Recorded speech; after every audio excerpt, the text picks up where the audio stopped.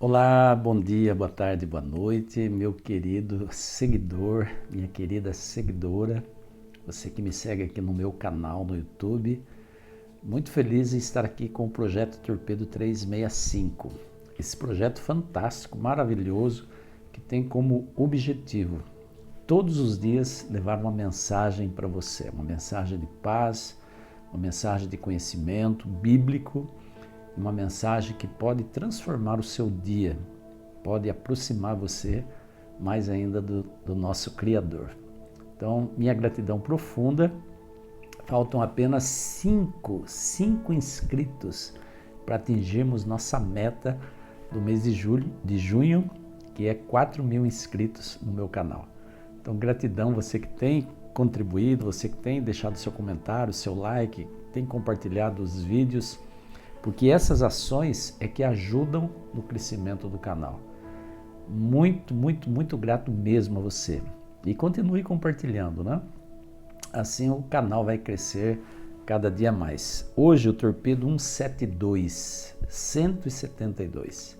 Estamos nos encaminhando aí, né, para o meio do projeto, a metade do projeto que nos propusemos aí no início do ano de ter a cada dia de 2022 um vídeo novo aqui falando da palavra. E hoje a nossa reflexão é em Mateus capítulo 14, a partir do versículo 13. A primeira multiplicação dos pães. E eu quero ler o texto com você.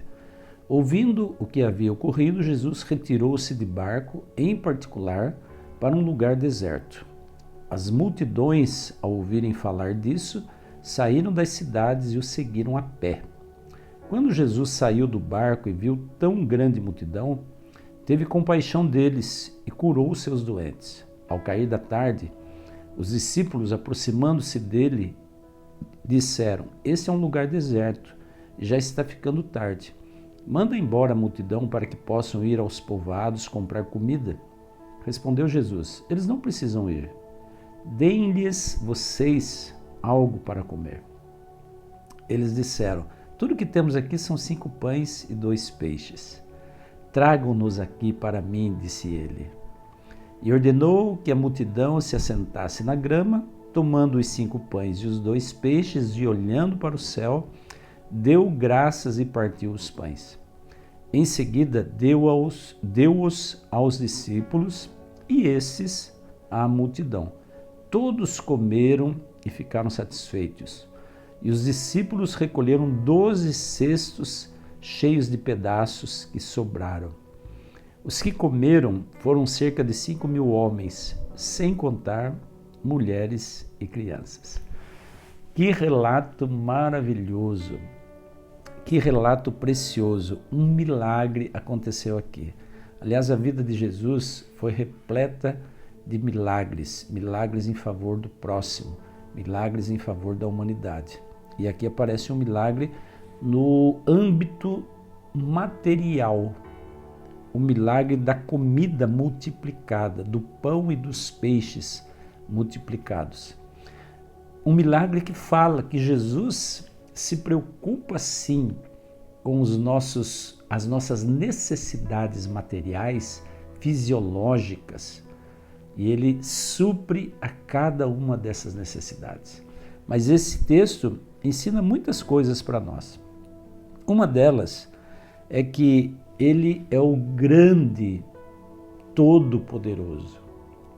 É o Deus que pode tudo. É o Deus que cria coisas a partir do nada. Assim como ele criou o mundo com a sua palavra apenas. Assim como ele fez todas as coisas, exceto o homem e a mulher, que ele formou com a sua própria mão, ele com suas palavras, ou com a sua palavra, né? Ele cria todas as coisas. Ele faz nascer do nada todas as coisas. Isso é um mistério e é uma maravilha profunda, porque a vida origina dele. Ele é a fonte da vida. Sabe, queridos, os homens podem fazer de tudo para criar vida, mas nunca vão conseguir criar vida. Os homens podem até clonar uma vida a partir de uma célula, mas eles não têm o poder de dar vida a ninguém. Porque a vida é originária de Deus. Deus é a única fonte da vida. E assim como Jesus esteve presente na criação, e o Evangelho de João confirma isso quando ele diz, o evangelista João diz, lá no primeiro capítulo, né, de João, no princípio era o Verbo estava com Deus, o Verbo era Deus, falando de Jesus, a palavra, né? Diz lá também, todas as coisas foram feitas por ele, e sem ele nada do que foi feito se fez. Esse texto confirma que Jesus estava e era o Criador, juntamente com o Pai, lá no princípio da criação. Nesse texto de Mateus que acabamos de ler, aparece Jesus também multiplicando os pães. Quem cria tudo a partir do nada tem o poder, evidentemente, grande, suficientemente grande, para multiplicar pães e peixes. E isso é maravilhoso, pensar nisso é maravilhoso, porque Jesus multiplicou os pães e os peixes pensando em suprir as necessidades básicas do ser humano. Porque assim que ele olha para você e para mim, pensando em suprir nossas necessidades básicas. Outra coisa que chama atenção é que Jesus, ele cria, mas ele divide com o ser humano a responsabilidade da distribuição daquilo que ele criou, dos bens materiais que ele criou. Deus não criou ninguém para viver abaixo da linha da pobreza. Deus não criou os 33 milhões de pessoas que passam fome hoje no Brasil. Deus não as criou para que elas passassem fome. A responsabilidade do homem é lançar a semente. A responsabilidade de Deus é fazer nascer e produzir frutos. E a responsabilidade do homem é ter sabedoria, e Deus dá essa sabedoria para distribuir o fruto que Deus fez nascer e fez brotar. Veja, nós temos a nossa parte a fazer em relação a essas pessoas que passam fome. Os discípulos fizeram a parte deles. Eles distribuíram o pão e o peixe que Jesus multiplicou. O que estamos nós fazendo em prol dos nossos semelhantes que estão hoje passando fome, passando a necessidade da mais básica, a mais elementar do ser humano?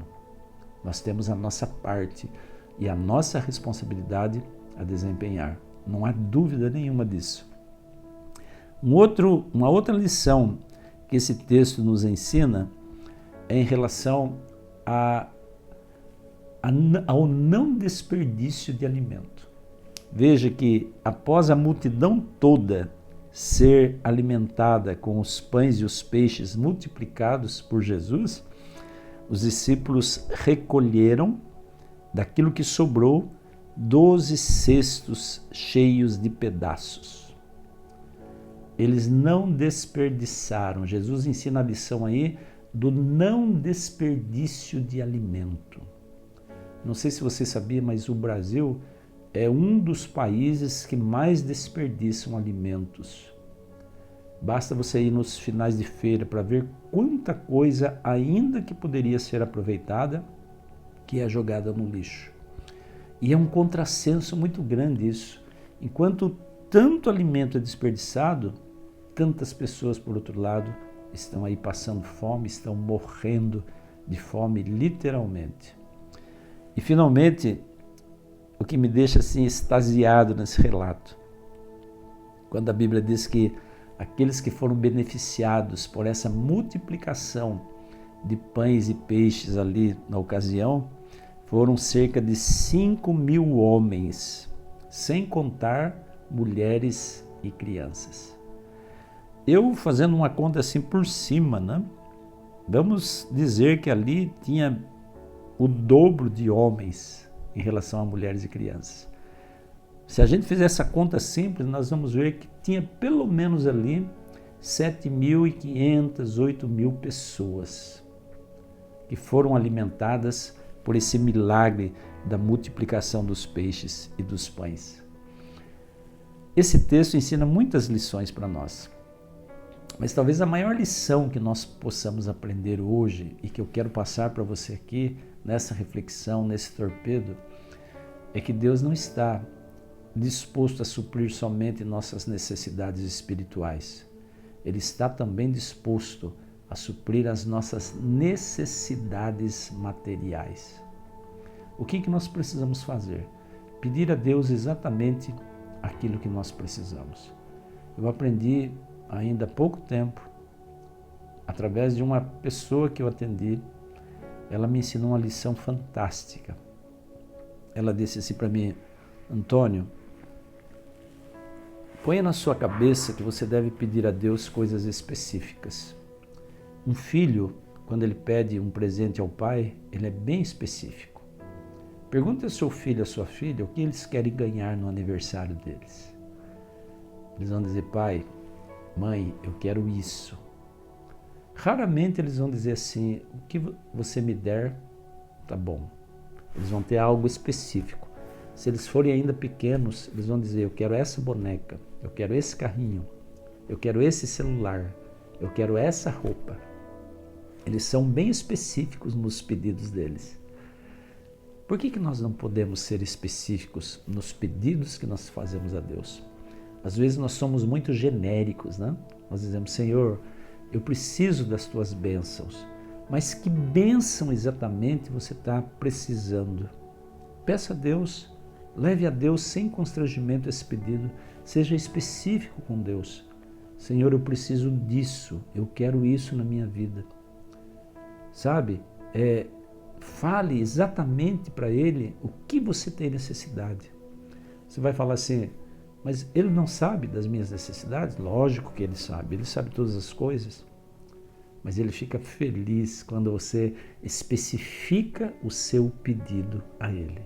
Então seja específico no seu pedido ao Criador. Ele está disposto a suprir todas as nossas necessidades. Que Deus abençoe sua vida, seu dia, e leve o seu pedido ao Senhor constantemente. Esse Deus que ouve e que atende as nossas orações. Amanhã eu volto com mais um torpedo aí para o seu coração. Forte abraço para você e até amanhã, se Deus quiser. Tchau, tchau.